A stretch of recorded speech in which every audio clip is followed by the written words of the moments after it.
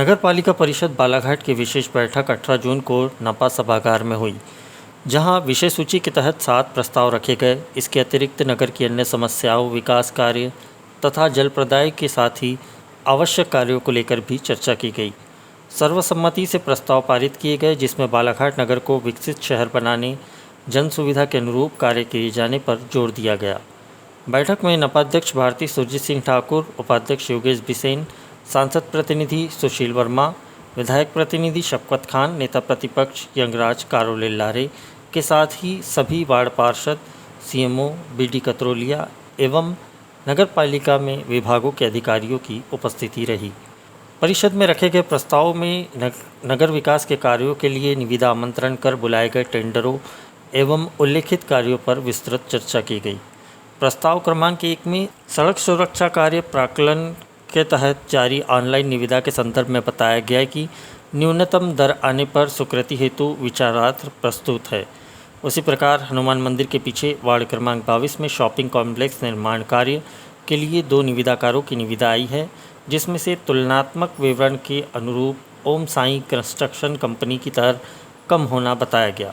शहर के विभिन्न वार्डों में WBM सड़क, BT सड़क, CC रोड, RCC नाली, स्लैब, गट्टू कार्य में राशि का व्यय किया जाएगा, जिसके लिए निविदा जारी की गई थी। इनमें से गजेंद्र सुराना बालाघाट की दरें न्यूनतम होने के संबंध में परिषद सदस्यों को प्रकरण रखते हुए बताया गया। इसके अतिरिक्त हनुमान चौक में जल बहाव को रोके जाने हेतु RCC नाला व पुलिया निर्माण कार्य हेतु जारी ऑनलाइन निविदा में वित्तीय बिड खोली गई, जिसमें 5 संविदाकारों की निविदा आई है। प्राप्त दरों के तुलनात्मक विवरण के अनुसार MMS कंस्ट्रक्शन रीवा की दर कम होने पर इसे विचारार्थ प्रस्तुत किया गया। इसके अलावा शहर में कहीं भी जल संकट की स्थिति निर्मित ना हो और सुविधाजनक तरीके से जल मुहैया हो सके तथा जल प्रदाय में प्रेशर की समस्या को दूर करने ऐसे वार्डों में ट्यूबवेल खनन कर पाइपलाइन से जोड़कर प्रेशर बढ़ाने के लेकर भी प्रस्ताव रखा गया। प्रस्ताव पर परिषद सदस्यों से ट्यूबवेल के जल का परीक्षण किए जाने का सुझाव आया, जिस पर नपाध्यक्ष ने सुझाव के अनुरूप ही आगामी कार्य योजना बनाए जाने को लेकर कहा। शहर के भटेरा चौकी रेलवे क्रॉसिंग पर रेलवे ओवरब्रिज का निर्माण कार्य किए जाने से यहां पाइपलाइन शिफ्टिंग का कार्य होना है, जिसमें राशि व्यय कार्यपालन यंत्री लोक निर्माण विभाग सेतु संभाग जबलपुर के द्वारा भुगतान किया जाएगा। वार्डवासियों की सुविधा के लिए इस कार्य को जल्द ही पूरा करने हेतु परिषद सदस्यों के समक्ष प्रस्ताव रखा गया। इसके अतिरिक्त 28 मार्च 2025 को पारित प्रस्ताव में विभिन्न जनप्रतिनिधियों द्वारा आवेदन एवं मांग पत्र में शहर के वार्डों में नाली निर्माण, सड़क निर्माण, पेवर ब्लॉक आदि निर्माण कार्य कराए जाने प्रशासकीय एवं वित्तीय स्वीकृति के लिए प्रकरण रखा गया। इस प्रकार नगर पालिका परिषद बालाघाट के परिषद के पटल पर प्रस्तावों पर चर्चा हुई और इन्हें सर्वसम्मति से पारित किया गया। परिषद बैठक के तहत नपाध्यक्ष द्वारा पूरक प्रस्ताव में बताया गया कि भटेरा चौकी में ROB निर्माण के कारण आगामी दिनों में आवाजाही की समस्या उत्पन्न हो सकती है। इसी दिशा में हमारा प्रयास है कि PM आवास कॉलोनी बूढ़ी वार्ड क्रमांक 1 तक नया सड़क मार्ग बनाया जाए, जो बेहद ज़रूरी है। यह मार्ग भटेरा से जाने वाली बंद नहर व घास भूमि और कुछ निजी भूमि का अधिग्रहण कर बनाया जा सकता है, जिसे हम विशेष निधि या DMF और नहीं तो निकाय निधि से बनाने के लिए प्रयत्न करेंगे। आज किन आज 4 विशेष हमारे टेंडर थे, जिनकी निविदाएं खुली, उनको स्वीकृति नगर पालिका की परिषद की बैठक में मिली, जिसमें एक बड़ा है हनुमान चौक का नाला, लगभग 3 करोड़ की लागत से बनने वाला, तो वो स्वीकृत हुआ है, मतलब इसके जो निविदाकार को स्वीकृति मिली है।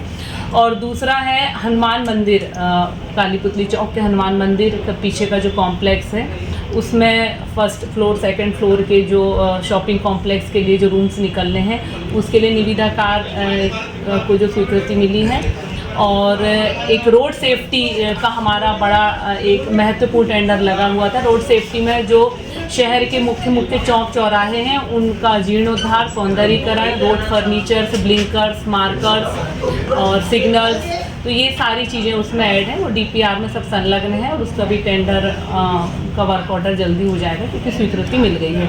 इसके अलावा कुछ जो मुख्य काम थे वार्डों के मेजर काम, वो लेकर भी एक बड़ा टेंडर लगाया गया था, तो उसको भी स्वीकृति मिल गई है। और इसके अलावा जो भटेरा आरओबी का काम चल रहा है उसमें जल्द से जल्द अगर पाइपलाइन शिफ्टिंग नहीं की गई तो लगातार टूटने फूटने की शिकायतें आएंगी और वो यहाँ पे दिक्कतें पैदा होंगी वार्ड में। तो इसके लिए एक प्रॉपर डीपीआर बना के, कंसल्टेंट नियुक्त करके डीपीआर बना के उसका टेंडर लगा के काम किया जाएगा और भुगतान सेतु विभाग के द्वारा किया जाएगा। भाभी जो जी बोलिए।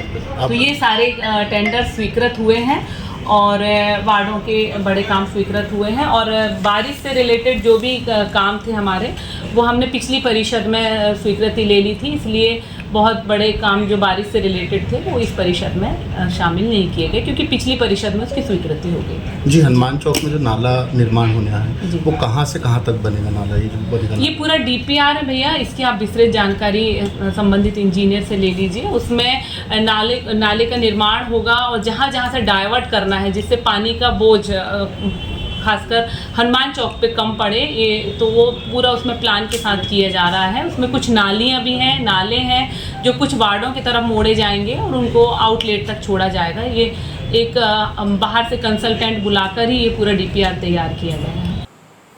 परिषद की बैठक में वार्डों के पार्षदों द्वारा वार्ड की समस्याओं को लेकर नपाध्यक्ष के समक्ष बात रखी गई, जिस पर नपाध्यक्ष ने उक्त दिक्कतों को लेकर सीधे विभागीय अधिकारियों से जवाब तलब किया एवं किसी भी प्रकार की समस्या के लिए त्वरित निराकरण किए जाने पर जोर दिया।